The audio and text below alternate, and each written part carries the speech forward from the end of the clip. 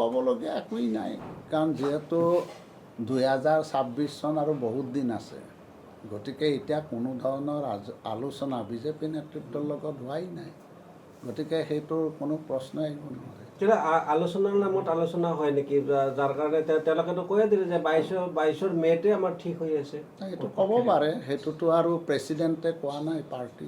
কিন্তু মুখ্যমন্ত্ৰীয়ে কৈছে যে পলাশবাৰীত আৰু কমলা কলিতাই চাব নালাগে। এটা সমষ্টিত সেইটো যিহেতু বিজেপিৰ আছে ক'ব পাৰে, কিন্তু আলোচনাটোতো হোৱা নাই। আলোচনাৰ সময়তহে গোটেই কথাবিলাক আহিব,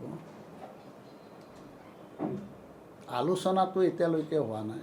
কিন্তু তেওঁলোকৰ দলৰ মাজত আলোচনা হৈছে বা তেওঁলোকৰ মাজত কি হৈছে এইটোতো আমাৰ লুক আউট নহয়।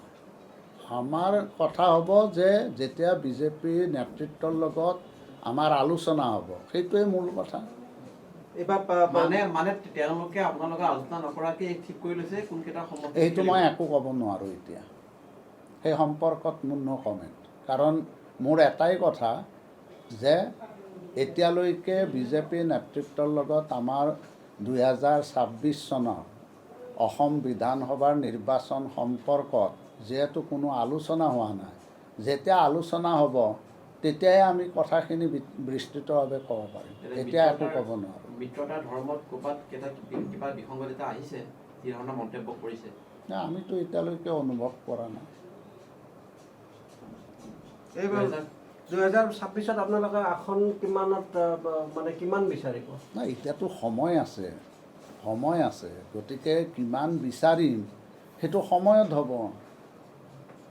কাৰণ আজিৰ দিনটোততো আৰু আজি 1.5 বছৰ আছেই, গতিকে আমাৰ কথাটো হৈছে যে আমি এতিয়া অসমৰ যিমানটা সমষ্টি আছে 126টা সমষ্টি, এতিয়া 126টা সমষ্টিত আমি অসম গণ পৰিষদ দলে তৃণমূল পৰ্যায়ৰ পৰা আমি দলটোক শক্তিশালী কৰাৰ ক্ষেত্ৰত আমি ব্যৱস্থা লৈছোঁ।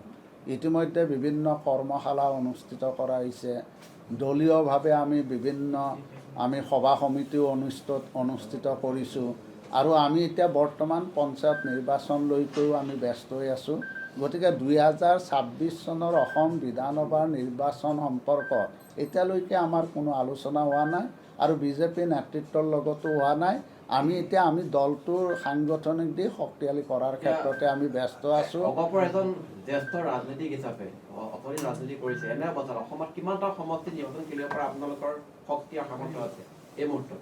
নহয়, এতিয়া আমিতো 126টা সমষ্টিতে আমি আমাৰ দলটোক শক্তিশালী কৰাৰ ক্ষেত্ৰত আমি সভা সমিতি অনুষ্ঠিত কৰিছোঁ, কৰ্মশালা অনুষ্ঠিত কৰিছোঁ।